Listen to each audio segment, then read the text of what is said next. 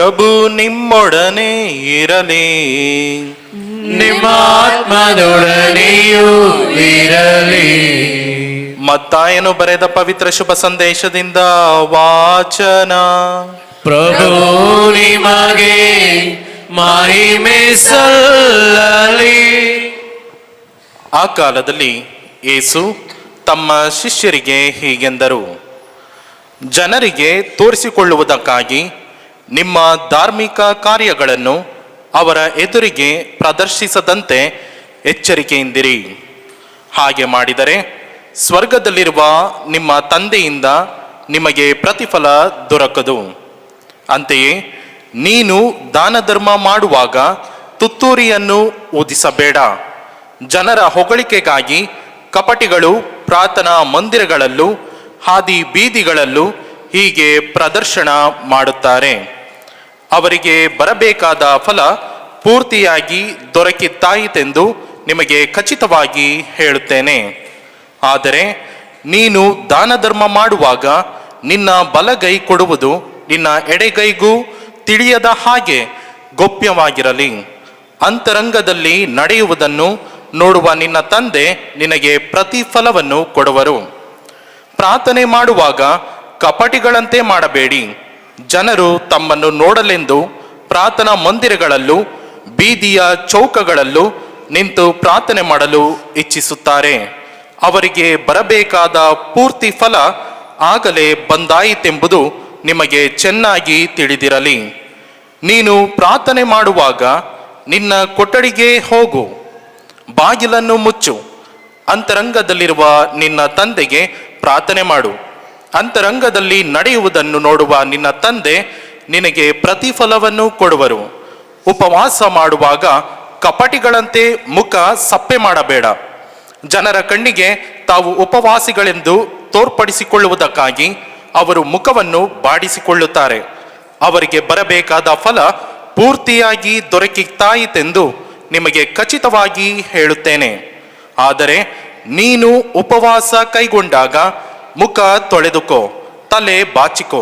ಆಗ ಉಪವಾಸ ಮಾಡುವವನಂತೆ ನೀನು ಜನರಿಗೆ ಕಾಣಿಸಿಕೊಳ್ಳುವುದಿಲ್ಲ, ಅಂತರಂಗದಲ್ಲಿ ಇರುವ ನಿನ್ನ ತಂದೆಗೆ ಮಾತ್ರ ಕಾಣಿಸಿಕೊಳ್ಳುವೆ. ಅಂತರಂಗದಲ್ಲಿ ನಡೆಯುವುದನ್ನು ನೋಡುವ ನಿನ್ನ ತಂದೆ ಅದಕ್ಕೆಲ್ಲ ಪ್ರತಿಫಲ ಕೊಡುವರು. ಪ್ರಭುವಿನ ಶುಭ ಸಂದೇಶ. ಕ್ರಿಸ್ತರೇ ನಿಮಗೆ ಸ್ತುತಿಯು ಸಲ್ಲಲಿ. ಪ್ರೀತಿಯ ಸಹೋದರ ಸಹೋದರಿಯರೇ, ಗುಡ್ ಈವ್ನಿಂಗ್. ನಿಮ್ಮ ಅಟೆನ್ಷನ್ ಇಲ್ಲಿ ಇರಲಿ. Good evening. ಎಲ್ಲ ಉಪವಾಸ ಮಾಡಿದ್ರ ಇವತ್ತು? ಉಪವಾಸ ಮಾಡಿದ್ರ?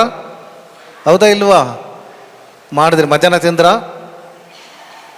ಮಧ್ಯಾಹ್ನ ತಿನ್ನಲಿಲ್ವಾ? ಅಜ್ಜಿ ನೀವು ತಿನ್ನಬೇಕು. ಉಪವಾಸ ಮಾಡಿದ್ರೆ ಎಲ್ಲ ಇವತ್ತು ಬೆಳಗ್ಗೆ ಏನಕ್ಕೆ ಮಾಡಿದ್ರಿ? ಏನಕ್ಕೆ ಮಾಡಿದ್ರಿ?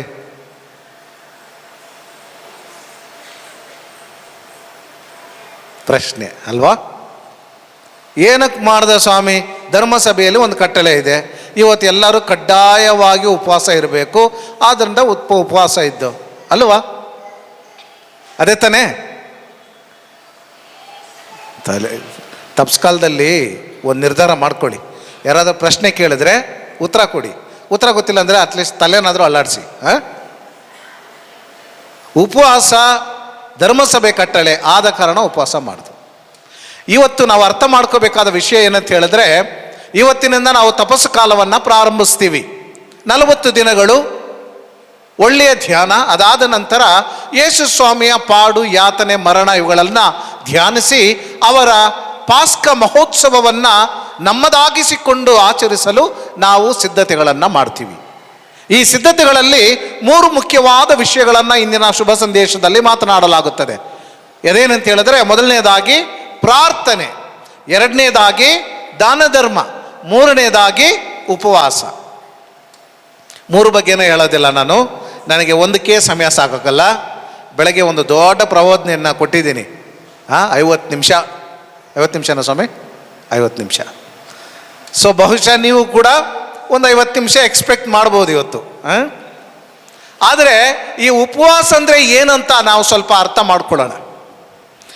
ಯಾವುದನ್ನ ನಿಜವಾಗಲೂ ಉಪವಾಸ ಅಂತಾರೆ? ಉಪವಾಸ ಅಂತ ಹೇಳಿದಾಗ ತಪಸ್ಸು ಕಾಲದಲ್ಲಿ ನಾವು ಇದನ್ನ ವಿಶೇಷವಾಗಿ ಧ್ಯಾನಿಸ್ತೀವಿ. ಉಳಿದ ಕಾಲಗಳಲ್ಲಿ ನಾವು ಉಪವಾಸ ಇರಬಹುದಾ ಅಂತ ಹೇಳಿದ್ರೆ ಇರಬಹುದು. ತಪಸ್ಸು ಕಾಲದಲ್ಲಿ ಒಂದು ಪ್ರಾರಂಭ ಅಷ್ಟೇ. ಇಲ್ಲಿ ಪ್ರಾರಂಭಿಸುವ ವಿಷಯಗಳು ನೀವು ಉಳಿದ ಕಾಲಗಳಲ್ಲಿ ಕೂಡ ಮಾಡ್ತೀವಿ ಅಂತ ಹೇಳಿದ್ರೆ ಖಂಡಿತವಾಗಿ ಮಾಡಬಹುದು. ಈ ಉಪವಾಸಗಳು ಬೇರೆ ಬೇರೆ ತರಹದ ಉಪವಾಸಗಳು ಇರ್ತವೆ. ಮೊದಲನೇದು ಏನಂತ ಹೇಳಿದ್ರೆ 12 ಗಂಟೆ ಕಾಲ ಸೂರ್ಯ ಬೆಳಗ್ಗೆ ಉದಯಿಸಿದ ಅಸ್ತಮಾನದವರೆಗೆ ನಾವು ಏನು ಮಾಡ್ತೀವಿ? ಉಪವಾಸ ಇರ್ತೀವಿ. ಊಟ ಮಾಡಲ್ಲ, ನೀರು ಕುಡಿಯಲ್ಲ, ಅದೆಲ್ಲ ಬೇರೆ ವಿಷಯ. ಕೆಲವರು ಊಟ ಮಾತ್ರ ಮಾಡಲ್ಲ, ನೀರು ಕುಡಿತಾರೆ, ಅದು ಬೇರೆ ವಿಷಯ. ಅಥವಾ 24 ಗಂಟೆಯಲ್ಲಿ ಅವರು ಉಪವಾಸ ಇರ್ತಾರೆ, ಫೈನ್, ವೆರಿ ಗುಡ್. ಅಥವಾ 3 ದಿನಗಳು ಉಪವಾಸ ಇರ್ತಾರೆ, ಫೈನ್. 8 ದಿನಗಳು ಉಪವಾಸ ಇರ್ತಾರೆ, ಫೈನ್. 21 ದಿವಸಗಳು ಉಪವಾಸ ಇರ್ತಾರೆ, 40 ದಿನಗಳು ಉಪವಾಸ ಇರ್ತಾರೆ. ಈಗ ನೀವು ಕ್ರಾಸ್ ಚೆಕ್ ಏನು ಮಾಡ್ಕೋಬೇಕು ಅಂತ ಹೇಳಿದ್ರೆ 40 ದಿನ ಉಪವಾಸ ಮಾಡಿದ್ರೆ ನೀವು ಬದುಕ್ತೀರಾ ಅಂತ ನೋಡ್ಕೋಬೇಕು. ಯೇಸು ಸ್ವಾಮಿ ಯಾರನ್ನು ಕೂಡ ಉಪವಾಸ ಇದ್ದು ನೀನು ಸತ್ತು ಹೋಗಂತ ನಾನು ಹೇಳೋದೇ ಇಲ್ಲ. ಉಪವಾಸ ಇರೋ ಉದ್ದೇಶನೇ ಬೇರೆ, ಉಪವಾಸ ಇರುವ ಉದ್ದೇಶನೇ ಬೇರೆ. ನಮ್ಮ ಜೀವಕ್ಕೆ ಒಂದು ಅಪಾಯ ಆಗುತ್ತೆ ಅಂತ ಹೇಳಿದ್ರೆ ಅಂತಹ ಕಾರ್ಯವನ್ನು ನೀನು ಮಾಡಬೇಕಾದ ಅವಶ್ಯಕತೆ ಇಲ್ಲ. ಆದ ಕಾರಣವೇ ಧರ್ಮಸಭೆ ಹೇಳ್ತದೆ, ನಿನ್ನಲ್ಲಿ ರೋಗ ರುಜಿನಗಳಿದ್ದು ಅಥವಾ ನೀವು ಚಿಕಿತ್ಸೆಯನ್ನು ಪಡೆಯಬೇಕಾದ್ರೆ ನೀವು ಉಪವಾಸ ಇರಬೇಕಾದ ಅವಶ್ಯಕತೆ ಇಲ್ಲ. ಉಪವಾಸ ಇರಬೇಕಾದ ಅವಶ್ಯಕತೆ. ನಾನು ಸಾಧಾರಣವಾಗಿ ವಯಸ್ಸಾದವರಿಗೆ ಹಾಗೂ ರೋಗ ರುಜಿನದ ಮಲಗಿರೋ ಹಾಸಿಗೆ ಹಿಡಿದಿರೋರಿಗೆ ಹೇಳ್ತೀನಿ, ನಾವು ನಿಮ್ಮನ್ನು ನೋಡಲಿಕ್ಕೆ ಬರ್ತೀವಿ, ಪರಮಪ್ರಸಾದ ತರ್ತೀವಿ. ನಾನು ಚೆನ್ನಾಗಿರ್ಬೇಕಾದ್ರೆ ದೇವರನ್ನ ಹುಡ್ಕೊಂಡು ಹೋಗ್ತೀನಿ, ದೇವರನ್ನ ನಾನು ಪಡ್ಕೊಳ್ತೀನಿ, ಮತ್ತೆ ಹಿಂದಕ್ಕೆ ಹೋಗ್ತೀನಿ. ನನ್ನ ಕೈಯಾಗ ನಡ್ಕೊಂಡು ಹೋಗಕ್ಕೆ ಆಗೋದಿಲ್ಲ ಅನ್ನುವ ಪರಿಸ್ಥಿತಿಯಲ್ಲಿ ದೇವರು ನಿಮ್ಮನ್ನು ಹುಡ್ಕೊಂಡು ಬರ್ತಾರೆ. ಆದ ಕಾರಣ ಧರ್ಮಸಭೆಯಿಂದ ಪರಮಪ್ರಸಾದವನ್ನು ಮನೆಗಳಿಗೆ ತಂದು ರುಜಿನದಿಂದ ಕಷ್ಟಪಡುತ್ತಿರುವ ಸಹೋದರ ಸಹೋದರಿಯರಿಗೆ ದೇವರನ್ನು ಸಮರ್ಪಿಸ್ತಾರೆ. ಪ್ರೀತಿಯ ಸಹೋದರ ಸಹೋದರಿಯರೇ, ಚೆನ್ನಾಗಿ ಅರ್ಥ ಮಾಡ್ಕೋಬೇಕು. ದೇವರ ನನ್ನ ಸಂಬಂಧ ಹಾಗೆ ಇರಬೇಕು. ನಾನು ದೇವ್ರನ್ನ ಹುಡ್ಕೊಂಡು ಬರ್ತೀನಿ, ನನ್ನ ಕೈಯಾಗ ಆಗಲಿಲ್ಲ ಅಂತ ಹೇಳಿದ್ರೆ ದೇವರು ನನ್ನನ್ನು ಹುಡ್ಕೊಂಡು ಬರ್ತಾರೆ. ಕೊನೆಗೆ ಅರ್ಥ ಏನು ಅಂತ ಹೇಳಿದ್ರೆ ಸದಾ ಕಾಲಕ್ಕೂ ಪ್ರತಿಯೊಂದು ಕ್ಷಣದಲ್ಲೂ ಪ್ರತಿಯೊಂದು ಕಾರ್ಯದಲ್ಲೂ ದೇವರು ನನ್ನೊಡನೆ ಇದ್ದಾರೆ. ಈ ಅನುಭವ, ಈ ನಂಬಿಕೆ, ಈ ವಿಶ್ವಾಸ ಪ್ರತಿಯೊಬ್ಬರಲ್ಲಿ ಆಳವಾಗಿ ಇರಬೇಕು. ಪ್ರೀತಿಯ ಸಹೋದರ ಸಹೋದರಿಯರೇ, ಇವತ್ತು ಉಪವಾಸ ಅಂತ ಹೇಳಿದಾಗ ಏನು ಹೇಳೋರೆ ಮಾಡೋಣ, ಏನು ಮಾಡೋಣ? ಬೆಳಗ್ಗೆ ನಾಷ್ಟ ಮಾಡೋದಿಲ್ಲ, ಮಧ್ಯಾಹ್ನ ಊಟ ಮಾಡ್ಕೋತೀವಿ. ಈಗ ಬೆಳಗ್ಗೆಯಿಂದ ಮಧ್ಯಾಹ್ನದವರೆಗೂ ನಾನು ಊಟ ತಿಂಡಿ ತಗೊಳ್ಳಲ್ಲ. ಆದರೆ ಯಾಕೆ ನಾನು ಇದನ್ನು ಮಾಡ್ತಾ ಇದ್ದೀನಿ ಅಂತ ಹೇಳಿದ್ರೆ ಅನೇಕ ಸಂದರ್ಭಗಳಲ್ಲಿ ನಮಗೆ ಅದಕ್ಕೆ ವಿವರಣೆಯನ್ನು ಕೊಡೋದಕ್ಕೆ ಬರೋದಿಲ್ಲ. ಅಂದರೆ ಆ ಕಾಲದಿಂದ ಈ ಕಾಲದವರೆಗೂ ಮಾಡ್ತಾನೆ ಇದ್ದಾರೆ, ನಾನು ಕೂಡ ಮಾಡ್ತೀನಿ ಅಷ್ಟೇ. ಆದರೆ ಇದಕ್ಕೆ ಉದ್ದೇಶ ಬೇಕಾ ಅಂತ ಹೇಳಿದ್ರೆ ಖಂಡಿತವಾಗಿ ಬೇಕು. ಹಳೆಯ ಒಡಂಬಡಿಕೆಯಿಂದ ಹೊಸ ಒಡಂಬಡಿಕೆ ತನಕ ಅನೇಕ ಸಂದರ್ಭಗಳಲ್ಲಿ ಉಪವಾಸವಿದ್ದು ಪ್ರಾರ್ಥನೆ ಮಾಡಿದ್ದಾರೆ, ಬೇರೆ ಬೇರೆ ಉದ್ದೇಶಗಳಿಗಾಗಿ. ಮೊದಲನೇದಾಗಿ ಏನಂತ ಹೇಳಿದ್ರೆ ಪಾಪ ಪರಿಹಾರಕ್ಕಾಗಿ ಈ ಉಪವಾಸ ಇದ್ದಿರ್ತಾರೆ. ಅದೇನಂತ ಹೇಳಿದ್ರೆ ಲೆವಿಟಿಕಸ್, ಬುಕ್ ಆಫ್ ಲೆವಿಟಿಕಸ್, ಆ ಪುಸ್ತಕದಲ್ಲಿ ಬರೀ ನಿಯಮಗಳನ್ನು ನಾವು ನೋಡ್ತೀವಿ. ಆ ಡೇ ಆಫ್ ಅಟೋನ್ಮೆಂಟ್ ಅಂತ ಹೇಳ್ತಾರೆ. ಪಾಪಕ್ಕೆ ವಿಮೋಚನೆಯನ್ನು ಹುಡುಕಿಕೊಳ್ಳುವಂತಹ ಹಬ್ಬ, 2 ಕುರಿಗಳನ್ನು ಬಲಿಯಾಗಿ ಸಮರ್ಪಿಸುವ ಹಬ್ಬ. ಆ ಹಬ್ಬವನ್ನು ಮಾಡುತ್ತಿರಬೇಕಾದ್ರೆ ಮೋಶೆಯ ನಿಯಮ ಹೇಳುತ್ತೆ, ನೀನು ಉಪವಾಸವಿದ್ದು ನಿನ್ನ ಪಾಪಕ್ಕೋಸ್ಕರ ಕ್ಷಮೆ ಬೇಡಬೇಕು ಎಂಬುದಾಗಿ. ನಿನ್ನ ಪಾಪಗಳಿಗೋಸ್ಕರ ಕ್ಷಮೆ ಬೇಡಬೇಕು ಎನ್ನುವ ಒಂದು ನಿಯಮ ಇದೆ. ಆದ ಕಾರಣ ಪ್ರತಿಯೊಂದು ಯಹೂದ್ಯರು ಕೂಡ ಉಪವಾಸ ಇರ್ತಿದ್ರು.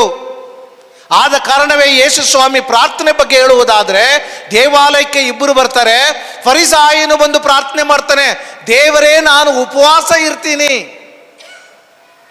ಬರೀ ಉಪವಾಸ ಯಾವ ಪ್ರಯೋಜನಕ್ಕೂ ಇಲ್ಲ. ಪ್ರೀತಿಯ ಸಹೋದರ ಸಹೋದರಿಯರೇ, ಮನ ಪರಿವರ್ತನೆಗಾಗಿ ಉಪವಾಸವಿದ್ದರು ಜನ. ಯೋನ ಪ್ರವಾದಿಯ ಗ್ರಂಥದಲ್ಲಿ ನಾವು ನೋಡ್ತೀವಿ, ನಿನೆವೆ ಪಟ್ಟಣಕ್ಕೆ ಹೋಗಿ ಯೋನ ಪ್ರವಾದಿ ಪ್ರವಚನವನ್ನು ನೀಡ್ತಾನೆ, ದೇವರ ವಾಕ್ಯವನ್ನು ಬೋಧಿಸ್ತಾನೆ. ಅವಾಗ ಜನರಿಗೆ ಹೇಳ್ತಾನೆ, ನೀವು ಪಾಪಗಳನ್ನು ಮಾಡಿದ್ದೀರಿ, ನಿಮ್ಮ ಪಾಪದಿಂದ ನೀವು ಹೊರಬರಬೇಕು ಅಂತ ಹೇಳಿದಾಗ ಎಲ್ಲ ಜನರು ಕೂಡ ಗೋಣಿ ತಟ್ಟನ್ನು ಉಟ್ಕೊಂಡು ಬೂದಿ ಬಡಿಸ್ಕೊಂಡು ಎಲ್ಲರೂ ಕೂಡ ಉಪವಾಸ ಪ್ರಾರ್ಥನೆ ಮಾಡ್ತಾರೆ, ದೇವರ ಕ್ಷಮೆಯನ್ನು ಪಡೀತಾರೆ, ದೇವರ ಕ್ಷಮೆಯನ್ನು ಪಡೀತಾರೆ.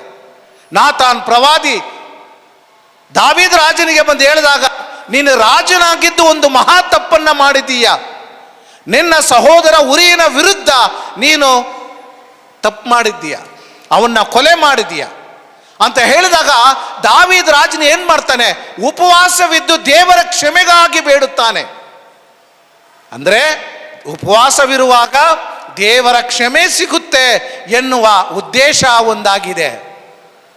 ಅದು ಮಾತ್ರವಲ್ಲದೆ ಪ್ರೀತಿಯ ಸಹೋದರ ಸಹೋದರಿಯರೇ, ದೇವರ ಅನುಗ್ರಹವನ್ನ, ಅವರ ಆಡಳಿತವನ್ನ, ಅವರ ಮಾರ್ಗದರ್ಶನವನ್ನ ಕೋರುವಂತಹ ವಿಷಯಗಳು ಕೂಡ ಇದೆ, ಕೋರುವಂತಹ ವಿಷಯಗಳು ಕೂಡ ಇದೆ. ಅನೇಕ ಸಂದರ್ಭಗಳಲ್ಲಿ ನಾವು ನೋಡ್ತೀವಿ. ಈಗ ಜಡ್ಜಸ್ ಆ ಪುಸ್ತಕದಲ್ಲಿ ಇಸ್ರಾಯೇಲ್ ಜನಾಂಗ ಮತ್ತೆ ಮತ್ತೆ ಯುದ್ಧದಲ್ಲಿ ಸೋತೋಗ್ತಾರೆ, ಸಾವಿರಾರು ಜನ ಸತ್ತೋಗ್ತಾರೆ. ಅದಾದ ನಂತರ ಇಸ್ರಾಯೇಲ್ ಜನಾಂಗ ಬೆಥೆಲ್ ಎನ್ನುವ ಸ್ಥಳಕ್ಕೆ ಹೋಗಿ ಉಪವಾಸವಿರ್ತಾರೆ. ದೇವರೇ, ನಮ್ಮ ದೇಶವನ್ನು ರಕ್ಷಿಸಿ, ನಿಮ್ಮ ಕರುಣೆಯನ್ನು ತೋರಿಸಿ, ಇಲ್ಲ ಅಂತ ಹೇಳಿದ್ರೆ ನಾವೆಲ್ಲ ಸತ್ತೋಗ್ತೀವಿ ಅಂತ ಅವರು ಪ್ರಾರ್ಥನೆ ಮಾಡಿದಾಗ ದೇವರು ಅವರನ್ನು ಆಶೀರ್ವದಿಸ್ತಾರೆ, ದೇವರು ಅವರನ್ನು ಆಶೀರ್ವದಿಸ್ತಾರೆ. ಅಂದರೆ ಉಪವಾಸ ಪ್ರಾರ್ಥನೆ ಒಂದು ನಾಡನ್ನೇ, ಒಂದು ಸಮುದಾಯವನ್ನೇ ಕಾಪಾಡುವಂತಹ ಒಂದು ಉದ್ದೇಶದಿಂದ ಮಾಡುವಾಗ ದೇವರ ರಕ್ಷಣೆಯನ್ನು ಅವರು ಪಡೆಯುತ್ತಾರೆ. ಮಾತ್ರವಲ್ಲದೆ ಎಸ್ತರ್ ಪುಸ್ತಕದಲ್ಲಿ ನೀವು ನೋಡುವುದಾದರೆ, ಮೊರ್ದೆಕಾಯಿ ಏನು ಮಾಡ್ತಾನೆ, ಎಲ್ಲ ಯೆಹೂದ್ಯರನ್ನ ಕೊಂದಾಕಬೇಕು ಎನ್ನುವ ಒಳಸಂಚನ್ನು ಮಾಡಿದಾಗ ಎಸ್ತರ್ ರಾಣಿಯು ಕೂಡ ಉಪವಾಸವಿದ್ದು ರಾಜನ ಬಳಿಗೆ ಹೋಗಿ ತನ್ನ ಪ್ರಾರ್ಥನೆಯನ್ನು ಸಮರ್ಪಿಸ್ತಾಳೆ, ತನ್ನ ಜನಾಂಗವನ್ನು ಕಾಪಾಡಿಕೊಳ್ಳುತ್ತಾಳೆ. ಹೀಗೆ ದೇವರ ರಕ್ಷಣೆಗಾಗಿ ನಾವು ಉಪವಾಸವಿರಬಹುದು, ದೇವರ ರಕ್ಷಣೆಗಾಗಿ ಉಪವಾಸವಿರಬಹುದು. ನೆಹೆಮೆಯ ಪುಸ್ತಕದಲ್ಲಿ ನಾವು ನೋಡ್ತೀವಿ, ನೆಹೆಮೆಯ ಉಪವಾಸ ಇರ್ತಾರೆ. ಯಾಕಿಂತ ಹೇಳಿದ್ರೆ, ಜೆರುಸಲೇಮ್ ಅಳಿದು ಹೋಗುವ ಆ ಒಂದು ಕ್ಷಣಗಳನ್ನು ನೋಡುವಾಗ ಅವರಿಗೆ ಬೇಸರವಾಗಿ ಉಪವಾಸ ಇರ್ತಾರೆ. ಅಂದರೆ ದೇವರು ಕೊಟ್ಟ ವರದಾನಗಳನ್ನು ಇರಿಸಿಕೊಳ್ಳಲು ಅನರ್ಹರಾಗಿ ನಾವು ಮಾರ್ಪಟ್ಟು ನಮ್ಮ ಜೀವನವನ್ನು ನಾವು ಕಳೆದುಕೊಂಡಾಗ ಅವರು ಅದನ್ನು ನೋಡಿ ದುಃಖಪಟ್ಟು ಉಪವಾಸವಿದ್ದು ದೇವರೇ ಕ್ಷಮಿಸಿ ಎಂದು ಕೇಳುವ ಪ್ರಯತ್ನವನ್ನು ನೆಹೆಮೆಯ ಮಾಡ್ತಾರೆ. ಎಜ್ರಾ ಪುಸ್ತಕದಲ್ಲಿ ಎಜ್ರನು ಕೂಡ ಉಪವಾಸವಿದ್ದು ಪ್ರಾರ್ಥನೆ ಮಾಡ್ತಾನೆ. ಯಾಕೆಂತ ಹೇಳಿದ್ರೆ, ಬ್ಯಾಬಿಲೋನ್ ದೇಶದಿಂದ ಇಸ್ರಾಯೇಲ್ ಜನಾಂಗ ಜೆರುಸಲೇಮ್ ಪಟ್ಟಣಕ್ಕೆ ತಮ್ಮ ಪಯಣವನ್ನು ಮಾಡುತ್ತಿರುತ್ತಾರೆ. ಆಗ ದೇವರೇ, ಜನ ಮತ್ತೆ ಹಿಂತಿರುಗಿ ತಮ್ಮ ನಾಡಿಗೆ ಹೋಗ್ತಾ ಇದ್ದಾರೆ, ಅವರನ್ನು ಸುರಕ್ಷಿತವಾಗಿ ಸೇರಿಸಿರಿ ಎಂಬುದಾಗಿ ಉಪವಾಸವಿದ್ದು ಪ್ರಾರ್ಥನೆ ಮಾಡ್ತಾರೆ. ಪ್ರೀತಿಯ ಸಹೋದರ ಸಹೋದರಿಯರೇ, ಮಾತ್ರವಲ್ಲದೆ ಸಂತ ಪೌಲ ಪ್ರೇಷಿತರ ಕಾರ್ಯಕಲಾಪಗಳಲ್ಲಿ ನಾವು ನೋಡ್ತೀವಿ, ಸಂತ ಪೌಲ ಯೇಸು ಸ್ವಾಮಿಯನ್ನು ಕಾಣ್ತಾನೆ, ಯೇಸು ಸ್ವಾಮಿಯನ್ನು ಸಂಧಿಸ್ತಾನೆ.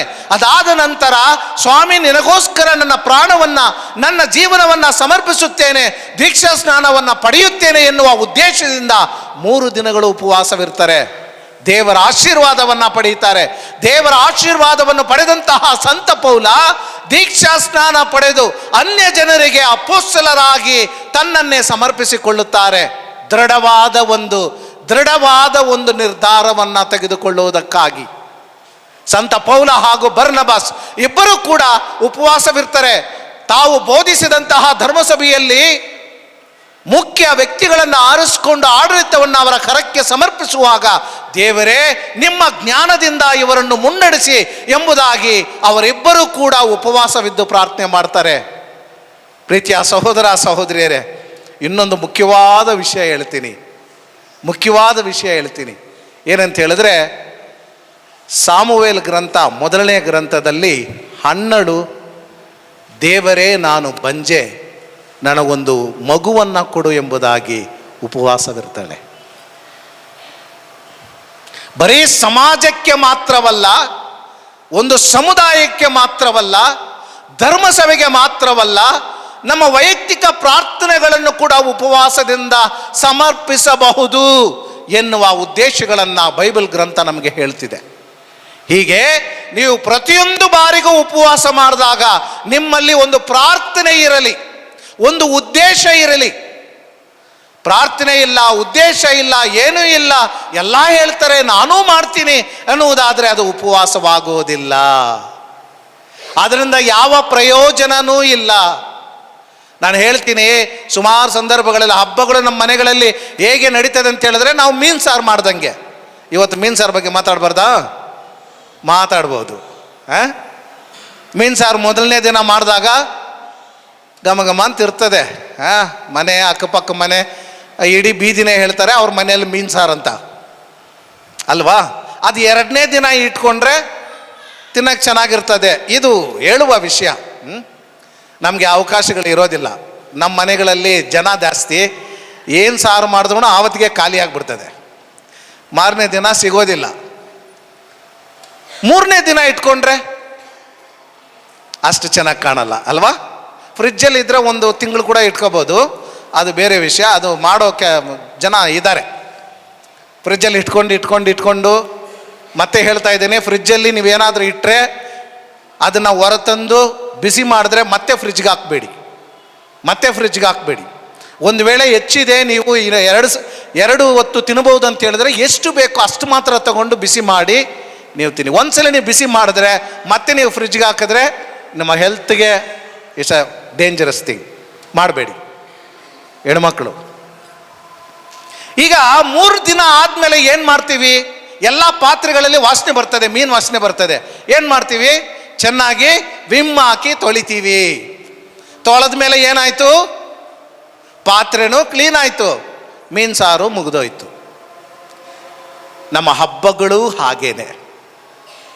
ಹಬ್ಬ, ಒಳ್ಳೆಯ ಅಲಂಕಾರ, ಆಚರಣೆಗಳು, ಒಳ್ಳೆ ಊಟ, ಒಳ್ಳೆ ಬಟ್ಟೆ, ಎಲ್ಲರೂ ಕೂಡ ಬಿಸಿ ಬಿಸಿಯಾಗಿ ಬಂದು ಎಲ್ಲ ರಭಸವಾಗಿದ್ದು ಹಬ್ಬ ಮುಗಿದೋಯ್ತು, ಹೋಗಿ ನಿದ್ದೆ ಮಾಡಿದ್ರು, ಮುಗಿದ್ರು, ಎದ್ರು, ಹೋದ್ರು, ಅಷ್ಟೇ. ಏನಪ್ಪ ಆಯಿತು ಹಬ್ಬದಲ್ಲಿ? ಹಬ್ಬ ಆಯಿತು ಅಷ್ಟೇ. ನಿನಗೇನು ಸಿಕ್ತು? ಏನೂ ಸಿಗಲಿಲ್ಲ. ಪಾಕೆಟಲ್ಲಿದ್ದ ದುಡ್ಡು ಖರ್ಚಾಗಿದ್ದು ಮಾತ್ರನೇ ಕೊನೆಗೆ. ನಮ್ಮ ಹಬ್ಬ ಆಚರಣೆಗಳು ಹೀಗಿರಬಾರ್ದು, ನಮ್ಮ ಉಪವಾಸ ಕೂಡ ಹೀಗಿರಬಾರ್ದು. ಪ್ರೀತಿಯ ಸಹೋದರ ಸಹೋದರಿಯರೇ, ಧರ್ಮಸಭೆಯಲ್ಲಿ ಉಪವಾಸ ಇರಬೇಕು ಅಂತ ಹೇಳೋದು ಏನಕ್ಕೆ ಅಂತ ಹೇಳಿದ್ರೆ, ಮೊದಲು ನಾವು ದೇವರ ಮಕ್ಕಳೆನಿಸಿಕೊಳ್ಳಬೇಕು. ಅದಕ್ಕೆ ಒಂದಷ್ಟು ತಾಳ್ಮೆ ಇರಬೇಕು. ನಮ್ಮಲ್ಲಿ ತಾಳ್ಮೆ ಇರಬೇಕು.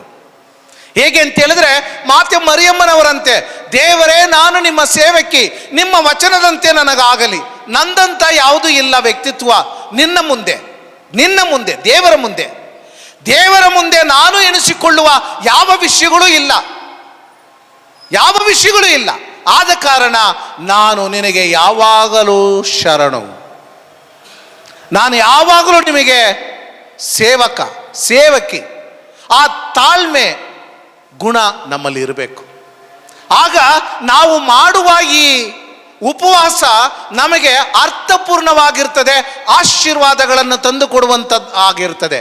ಪ್ರೀತಿಯ ಸಹೋದರ ಸಹೋದರಿಯರೇ, ಉಪವಾಸ ಇರ್ತೀವಿ, ಊರಲ್ಲೆಲ್ಲ ಬೈಕೊಂಡು ಬರ್ತೀವಿ, ನಮ್ಮ ಈ ಹಬ್ಬನ ಎತ್ತಿಡಿತೀವಿ ಅಂತ ಹೇಳಿದ್ರೆ ಅದರಲ್ಲಿ ಯಾವ ಪ್ರಯೋಜನವೂ ಇಲ್ಲ.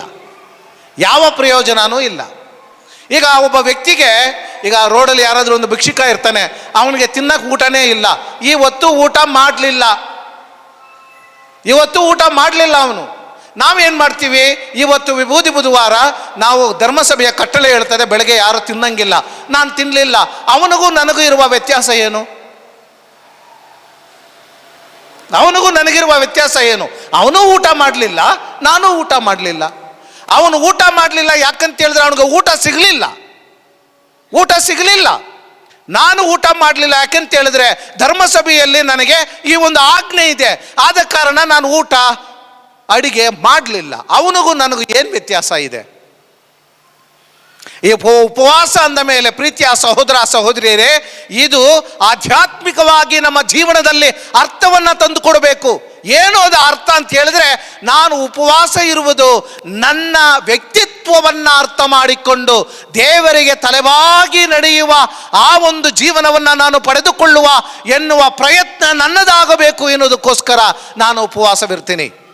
ಪ್ರೀತಿಯ ಸಹೋದರ ಸಹೋದರಿಯರೇ, ತುಂಬ ಮುಖ್ಯ, ತುಂಬ ಮುಖ್ಯ.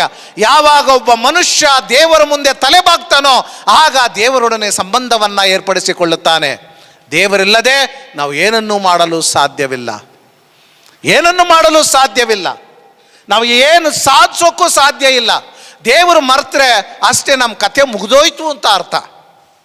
ದೇವರು ನಮ್ಮನ್ನು ಮರೆತರೆ ನಮ್ಮ ಕತೆ ಮುಗಿದಾಯ್ತು ಅಂತ ಅರ್ಥ. ಆದರೆ ನಾವು ದೇವರಲ್ಲಿ ನಮ್ಮ ಸಂಬಂಧವನ್ನು ಬೆಳೆಸಿಕೊಂಡು ನಾವು ಜೀವಿಸುವಾಗ ಅವರ ಅನುಗ್ರಹ, ಅವರ ಆಶೀರ್ವಾದ, ಅವರ ಬೆಳಕಿನಲ್ಲಿ, ಅವರ ಜ್ಞಾನದಲ್ಲಿ ನಾವು ಬೆಳೀತೀವಿ.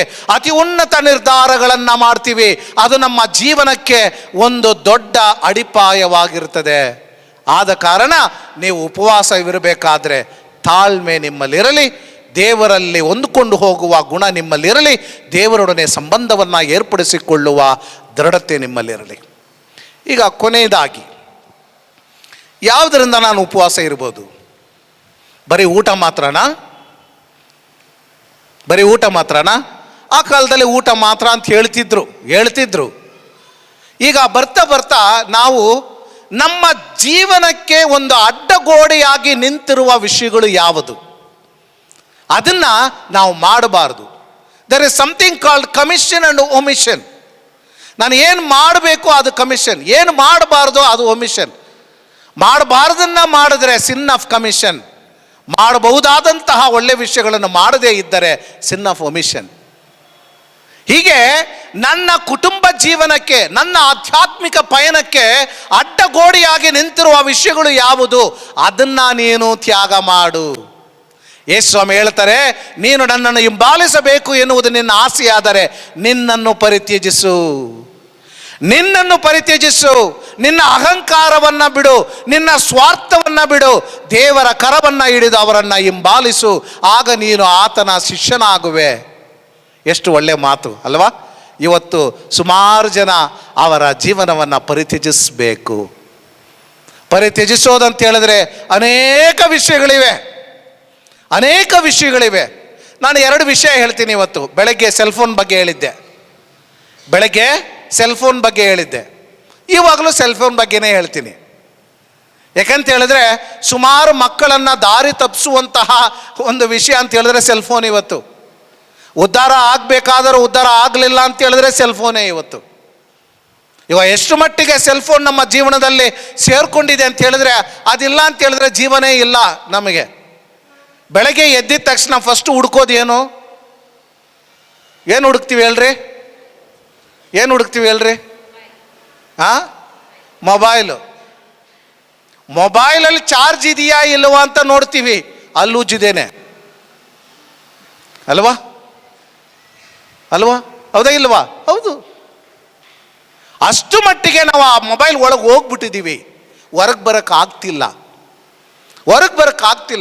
ಬೆಳಗ್ಗೆ ಹೇಳ್ತಿದ್ದೆ ನಾನು, ಈಗ ಒಂದು ಕುಟುಂಬದಲ್ಲಿ ತಾಯಿ, ತಂದೆ, ಮಕ್ಕಳು ಎಲ್ಲರೂ ಕೂಡ ಇರ್ತಾರೆ. ಎಲ್ಲರ ಕೈಯಲ್ಲಿ ಸೆಲ್ಫೋನ್ ಇದೆಯಾ? ಯಾವುದಾದ್ರೂ ಒಂದು ಕಾರಣ ಇದೆ ಸೆಲ್ಫೋನ್ ತಗೊಳ್ಳೋಕ್ಕೆ. ಯಾವುದಾದ್ರೂ ಒಂದು ಕಾರಣ ಸೆಲ್ಫೋನ್ ತಗೊಳ್ಳೋಕ್ಕೆ. ಸಾವಿರಾರು ರೂಪಾಯಿ ಕೊಟ್ಟು ತಗೋತೀವಿ. ಈ ಐಫೋನ್ಗಳೆಲ್ಲ ಲಕ್ಷಾಂತರ ರೂಪಾಯಿ ಕೊಡಬೇಕು, ಕೊಡ್ತೀವಿ. ಸುಮಾರು ಜನ ಲೋನಲ್ಲಿ ತಗೋತಾ ಇದ್ದಾರೆ.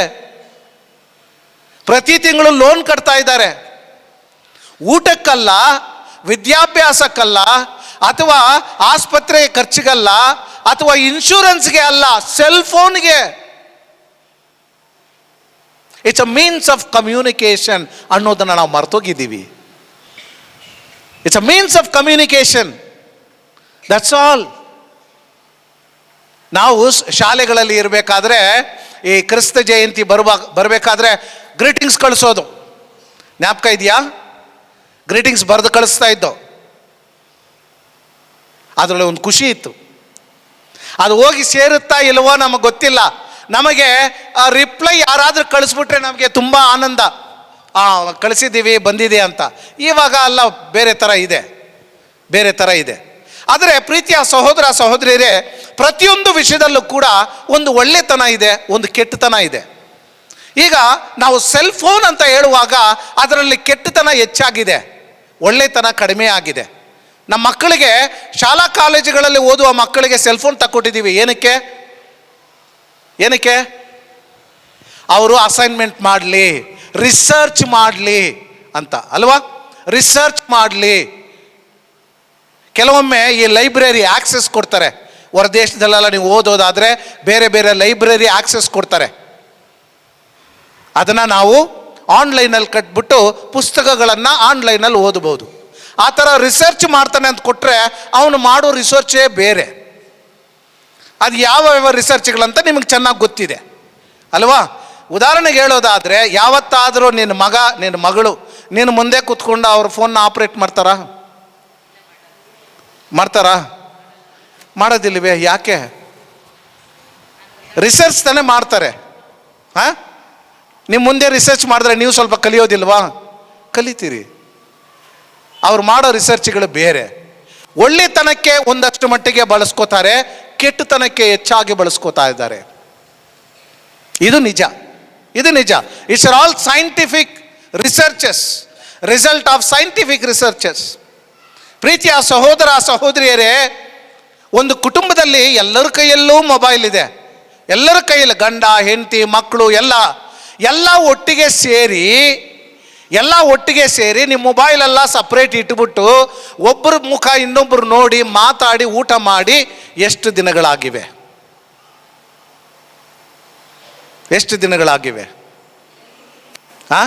ಮಾಡೋದೇ ಇಲ್ಲ ಅಲ್ವಾ? ಗಂಡ ಒಂದು ಕಡೆ ನಿಂತ್ಕೊಂಡು ಸೆಲ್ ಫೋನಲ್ಲಿ ಏನೋ ನೋಡ್ತಿರ್ತಾನೆ, ಹೆಂಡತಿ ಒಂದು ಕಡೆ ನಿಂತ್ಕೊಂಡು ಅವಳು ನೋಡ್ತಿರ್ತಾಳೆ, ಮಕ್ಕಳು ಒಂದು ಕಡೆ ಹೋಗಿ ಅವ್ರು ನೋಡ್ತಿರ್ತಾರೆ. ಈಗ 4 ಜನ ಒಟ್ಟಿಗೆ ಸೇರಿರಬೇಕಾದ್ರೆ ಲೈನಾಗಿ ಕೂತಿರ್ತಾರೆ, ಎಲ್ಲ ಅವರು ಮೊಬೈಲಲ್ಲಿ ಬ್ಯುಸಿಯಾಗಿರ್ತಾರೆ ಅಲ್ವಾ.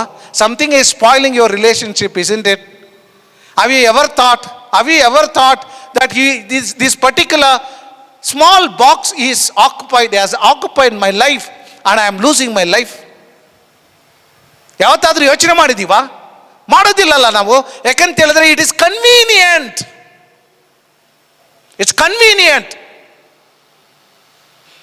ಆರಾಮಾಗಿದೆ, ತೊಂದರೆ ಮಾಡಬೇಡ. ಆದರೆ ಇದು ದೊಡ್ಡ ಪರಿಣಾಮಗಳನ್ನು ಮುಂದಕ್ಕೆ ತರುವುದು. ಆದ ಕಾರಣ ಪ್ರೀತಿಯ ಸಹೋದರ ಸಹೋದರಿಯರೇ, ಇವತ್ತು ಸುಮಾರು ಕುಟುಂಬಗಳು ನಾಶವಾಗೋದು ಇದೆ. ಈಗ ನಮ್ಮ ಯುವಕರು ಅಥವಾ ಮನೆಯಲ್ಲಿ ಇರುವಂತಹ ಹೆಂಗಸರುಗಳು ಸೆಲ್ ಫೋನಲ್ಲಿ ಏನಪ್ಪ ನೋಡ್ತಾರೆ? ಏನು ನೋಡ್ತಾರೆ? ಆರಾಧನೆ ನೋಡ್ತಾರಾ? ಧ್ಯಾನ ಕೂಟಗಳನ್ನು ನಡೆಸೋದು, ಪ್ರಬೋಧನೆಗಳನ್ನು ಕೇಳ್ತಾರಾ? ಏನು ನೋಡ್ತಾರೆ? ಸೀರಿಯಲ್ ನೋಡ್ತಾರಂತೆ. ರೀಲ್ಸ್ ಅಲ್ವಾ? ರೀಲ್ಸು ನೋಡೋದು ಬಿಟ್ಟು ಈಗ ಮಾಡೋಕ್ಕೆ ಸ್ಟಾರ್ಟ್ ಮಾಡಿದ್ದೀವಿ. ಆ ರೀಲ್ಸ್ಗಳನ್ನ ನೋಡೋಕ್ಕಾಗಲ್ಲ. ಕೆಲವೊಮ್ಮೆ ಏನಾಗಿದೆ ಅಂತ ಹೇಳಿದ್ರೆ, ಈಗ ನಮ್ಮ ಬಸ್ಲಿಕಾದಲ್ಲೇ ಬನ್ನಿ, ಸುಮಾರು ಜನ ಬರ್ತಾರೆ. 40% ಯುವಕರು ಬಸ್ಲಿಕಾಗಿ ಏನು ಬರ್ತಾರೆ ಅಂತ ಹೇಳಿದ್ರೆ ಸೆಲ್ಫಿ ತಗೊಳಕ್ಕೆ. ಎಲ್ಲಿ ಮುಂಚೆ ನಿಂತ್ಕೊಂಡು ಸೆಲ್ಫಿ ತಗೋತಾರೆ. ನಾನು ಮೇಲಿಂದ ನೋಡ್ತಾ ಇರ್ತೀನಿ ಇವ್ರು ಏನು ಮಾಡ್ತಾ ಇದ್ದಾರೆ ಅಂತ. ಸೆಲ್ಫಿ ತಗೊಳ್ಳಿ, 1 2 ಓಕೆ. ಸೆಲ್ ಫೋನಿಗೆ ಟಯರ್ಡ್ ಆಗೋಷ್ಟು ನೀವು ಸೆಲ್ಫಿ ತಗೊಂಡ್ರೆ ಒಂದೊಂದು ಸಲಿನೂ ಇಷ್ಟು ಎಲ್ಲ ಸೇವ್ ಮಾಡ್ಕೊಂಡಿರ್ತೀರ. ಇದರಲ್ಲಿ ಸುಮಾರು ಜನ ದುಡ್ಡು ಕಟ್ಟಿ ಸ್ಟೋರೇಜ್ ಬೇರೆ ತಗೊಂಡಿರ್ತಾರೆ. ನಿಜವಾಗ್ಲೂ ಹೇಳಿ, ನಿಮ್ಮ ಮುಖಾನ ನೀವೇ ನೋಡ್ಕೊಳಕ್ಕೆ ಆಗಲಿಲ್ಲ ಅಂತ ಹೇಳಿದ್ರೆ ಇನ್ಯಾರು ನೋಡ್ತಾರೆ? ಇನ್ಯಾರು ನೋಡ್ತಾರೆ? 10,000 ಫೋಟೋ ತಗೊಂಡ್ರೆ ನನ್ನ ಮುಖ ಬದಲಾವಣೆ ಆಗುತ್ತಾ ಹೇಳಿ? ಆಗೋದಿಲ್ಲ. ಆದರೂ ಕೂಡ ತಗೋತೀನಿ. ಯಾಕಂತ ಹೇಳಿದ್ರೆ ನಾನು ಹಂಗಿರಬೇಕು ಹಿಂಗಿರಬೇಕು. ಆ ಫೋಟೋಗಳು ನೋಡ್ಬಿಟ್ರೆ ಕೋಪ ಹೆಂಗೆ ಬರುತ್ತೆ ಅಂತ ಹೇಳಿದ್ರೆ ಬಾರಿಸ್ಬಿಡೋಣವ ಅಂತ ಕೋಪ ಬರುತ್ತೆ ಅಲ್ವಾ. ಮೂತಿ ಒಂದು ಕಡೆ ಮಾಡಿಕೊಂಡು, ನಾಳಿಗೆ ಒಂದು ಕಡೆ ಜೋಡಿಸ್ಕೊಂಡು, ಸುಮಾರು ಸಲ ಈ ಕಮೆಂಟ್ಸ್ ಕೂಡ ಹಾಕಿರ್ತಾರೆ, ಕೋತಿಗಳನ್ನ ಪಕ್ಕದಲ್ಲಿಟ್ಟು ಈ ಥರ ಇದೆ ಅಂತ. ಆದರೂ ಕೂಡ ನಾವು ಇದನ್ನು ಮಾಡೋದು ಬಿಡಲಿಲ್ಲ. ಯಾಕೆ ಮಾಡಬಾರ್ದು ಅಂತ ಹೇಳ್ತೀನಿ ಅಂದರೆ, ಪ್ರೀತಿಯ ಸಹೋದರ ಸಹೋದರಿಯರೇ, ನೀವು ನಿಮ್ಮ ಫೋಟೋ ಸೆಲ್ಫಿ ತಗೊಂಡ್ರೆ ತಪ್ಪೇನೇ ಇಲ್ಲ. ಆದರೆ ಅದು ನಿಮ್ಮ ಅಡಿಕ್ಷನ್ ಆಗಿ ನೀವು ನಿಮ್ಮನ್ನೇ ಆರಾಧನೆ ಮಾಡೋ ಪರಿಸ್ಥಿತಿಗೆ ಹೋಗ್ಬಿಡ್ತೀರಿ. You become self centred person. Self centred person ತುಂಬ ಮುಖ್ಯ. ಪ್ರೀತಿಯ ಸಹೋದರ ಸಹೋದರಿಯರೇ, ನೀವು ಬರೀ ಇದು ಮಾತ್ರ ಅಲ್ಲ, ಅದನ್ನು ಎಷ್ಟು ಸಲ ಹುಡುಕ್ತೀವಿ, ನೋಡ್ತೀವಿ, ರೀಲ್ಸು ರೋಲ್ಸ್ ಎಲ್ಲ ಮಾಡಿ ಕೊನೆಗೆ ಉದ್ಧಾರ ಆಗದೆ ಹೋಗಿ ಒಂದು ಕಡೆ ಬಿದ್ದೋಗ್ತೀವಿ. So therefore my dear brothers and sisters, ನಾನು ಇವತ್ತು ನಿಮ್ಮಲ್ಲಿ ಕೇಳ್ಕೊಳ್ಳೋದು ಇಷ್ಟೇ. ಎಷ್ಟೋ ವಿಷಯಗಳಿವೆ. ಪತಿಯಾದವನು ಪತ್ನಿ ಆದವಳು ಒಂದಷ್ಟು ಮಟ್ಟಿಗೆ ಮನಸ್ಸಿಗೆ ತಂದ್ಕೊಳ್ಳಿ. ಈ ಒಂದು 40 ದಿನಗಳಲ್ಲಿ ನಿಮ್ಮ ಮೊಬೈಲಲ್ಲಿ ನೀವು ಸಮಯ ಕಳೀತೀರಲ್ಲ, ಅದನ್ನು ಸ್ವಲ್ಪ ಕಡಿಮೆ ಮಾಡಿ. ಫಾಸ್ಟ್ ಯುವರ್ ಮೊಬೈಲ್ ಕಡಿಮೆ ಮಾಡಿ. ಏನು ಮಾಡಿ? ಪತ್ನಿ ಆದವಳು ನಿನ್ನ ಗಂಡನಿಗೆ ಪ್ರಿಯವಾದ ಅಡಿಗೆಗಳಿರ್ತಾವಲ್ಲ, ಅದನ್ನು ಒಂದು 2 ಸಲ ಮಾಡಾಕಿ. ನಿಮ್ಮ ಕುಟುಂಬದಲ್ಲಿ ನಗು ಇರ್ತದೆ. ಗಂಡಂದಿರೋ ಮೊಬೈಲ್ ಒಂದು ಕಡೆ ಇಡಿ. ಆ ಸಮಯವನ್ನು ಸೇವ್ ಮಾಡಿಕೊಂಡು ನಿನಗೋಸ್ಕರ ನಿನ್ನ ಮನೆಯಲ್ಲಿ ಇರುವಂತಹ ನಿನ್ನ ಪತ್ನಿಯನ್ನು, ಹೆಂಡತಿಯನ್ನು ಒಂದು 2 ಸಲ ಹೊರಗೆ ಕರ್ಕೊಂಡು ಬಾ. ನಿನ್ನ ಕುಟುಂಬದಲ್ಲಿ ನಗು ಇರ್ತದೆ. ಪ್ರೀತಿಯ ಸಹೋದರ ಸಹೋದರಿಯರೇ, ಮಕ್ಕಳೇ, ಒಂದಷ್ಟು ಮಟ್ಟಿಗೆ ಸೆಲ್ಫೋನ್ ಸೈಡಲ್ಲಿ ಇಟ್ಬಿಟ್ಟು ನಿಮ್ಮ ಅಮ್ಮನ ಪಕ್ಕದಲ್ಲಿ ಕೂತ್ಕೊಂಡು ಅವಳ ಜೊತೆ ಮಾತಾಡಿ.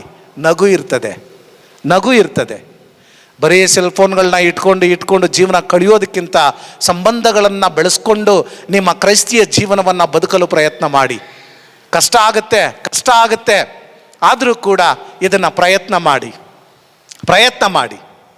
ಈ ಪ್ರಯತ್ನವನ್ನು ಮಾಡುವಾಗ ಆಧ್ಯಾತ್ಮಿಕ ಪಯಣ ನಿಮಗೆ ಸುಂದರವಾಗಿರ್ತದೆ. ಆದ್ದರಿಂದ ಪ್ರೀತಿಯ ಸಹೋದರ ಸಹೋದರಿಯರೇ, ಬರೀ ಈಗ ಧರ್ಮಸಭೆಯಲ್ಲಿ ಹೇಳಿದ್ದಾರೆ ಉಪವಾಸ ಇರು ಅಂತ ಹೇಳಿ, ಒಂದು ಬೆಳಗ್ಗೆ ನಾಷ್ಟ ಮಾಡಲಿಲ್ಲ, ಅದಾದ ಮೇಲೆ ನಾನು ಹೋಗಿ ಮಧ್ಯಾಹ್ನ ತಿಂದೆ, ಯಾವ ಪರಿಣಾಮಗಳಿಲ್ಲ ಅಂತ ಹೇಳಿದ್ರೆ ಅಂತಹ ಉಪವಾಸನ ದೇವರು ಬಯಸೋದಿಲ್ಲ, ಧರ್ಮಸಭೆಯನ್ನು ಬಯಸೋದಿಲ್ಲ. ನೀವು ಅಂಥವ್ರು ಉಪವಾಸನೇ ಇರಬೇಡ್ರಿ. ನಿಮ್ಮ ಜೀವನವನ್ನು ಬದಲಾವಣೆ ಮಾಡುತ್ತೆ ಅಂತ ಹೇಳಿದ್ರೆ ಉಪವಾಸ ಮಾಡಿ. ಯಾವುದರಿಂದ ನಾನು ದೂರ ಇದ್ದರೆ ನನ್ನ ಜೀವನ ಉದ್ಧಾರ ಆಗುತ್ತೆ, ಅದರಿಂದಾಗಿ ಇರಿ. ಪ್ರೀತಿಯ ಸಹೋದರ ಸಹೋದರಿಯರೇ, ಕೊನೆಯದಾಗಿ ಒಂದು ಮಾತು ಹೇಳ್ತೀನಿ. ದುಂದುಗಾರ ಮಗನ ಸಾಮತಿಯಲ್ಲಿ ಅವನಿಗೆ ಎಲ್ಲ ಸೌಲಭ್ಯಗಳು ತನ್ನ ತಂದೆಯ ಮನೆಯಲ್ಲಿತ್ತು, ಆದರೆ ಅವನಿಗೆ ಅಲ್ಲಿ ಖುಷಿ ಆಗಲಿಲ್ಲ. ಲೋಕ ದೊಡ್ಡದಾಗಿ ಕಾಣುತ್ತೆ ಅವನಿಗೆ. ಲೋಕದಲ್ಲಿರುವ ಖುಷಿ ದೊಡ್ಡದಾಗಿ ಕಾಣಿತು, ಪ್ರಯೋಜನ ಇಲ್ಲ. ಜೀವನವನ್ನೇ ಕಳ್ಕೊಂಡ. ನೀವೆಲ್ಲರೂ ಕೂಡ ನಿಮ್ಮ ತಂದೆಯ ಮನೆಯಲ್ಲಿದ್ದೀರಿ. ನಿಮ್ಮ ತಂದೆಯ ಪ್ರೀತಿಯಲ್ಲಿ ಬೆಳೆಯಲಿ ಪ್ರಯತ್ನ ಮಾಡಿ. ಈ ಲೋಕ ಕೊಡುವ ವಿಷಯಗಳು ಅವೆಲ್ಲ ತುಂಬ ಚೆನ್ನಾಗಿರ್ತದೆ, ಆದರೆ ಜೀವನವನ್ನು ಉದ್ಧಾರ ಮಾಡೋದಿಲ್ಲ. ಆದ ಕಾರಣ ಯಾವ ವಿಷಯಗಳು ನಿಮ್ಮ ಆಧ್ಯಾತ್ಮಿಕ ಪಯಣಕ್ಕೆ ವಿರುದ್ಧವಾಗಿರ್ತದೋ ಅಂಥ ವಿಷಯಗಳಿಗೆ ಒಂದು ಕಡಿವಾಳ ಹಾಕಿ, ಒಂದು give a stop to it and begin to experience the love of God, the wisdom of the Spirit, intercession of Mother Mary. I wish you all the very best and have a wonderful season of Lent. God bless you.